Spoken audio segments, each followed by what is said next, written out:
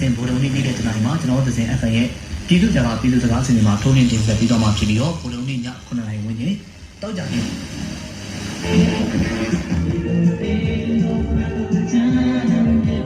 ် ပေးခဲ့တာကတော့ဒေသရှင်ဖိုးချူရဲ့ချင်းလို့နောက်ထပ်တစ်ပုတ်အနေနဲ့ထုတ်လွှင့်ပေးမယ့်ဒီသချင်းကတော့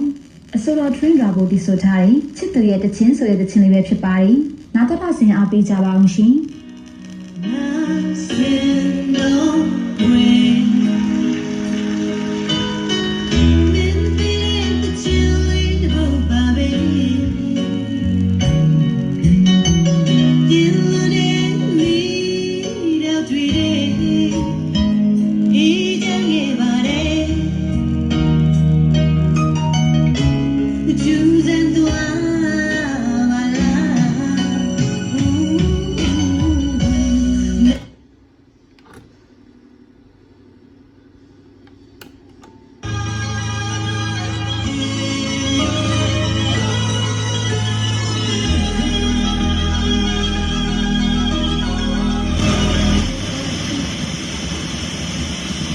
စဉ်ဗိုလ်လုံးနေ့နေ့တနိုင်မှာကျွန်တော်တို့စဉ် FM ရဲ့ပြည်သူ့ကြတော့ပြည်သူစကားစင်တွေမှာထုံးနှင်းတင်ဆက်ပြီးတော့မှဖြစ်ပြီးတော့ဗိုလ်လုံးနေ့ည9:00နာရီဝန်းကျင်တောက်ကြပြီ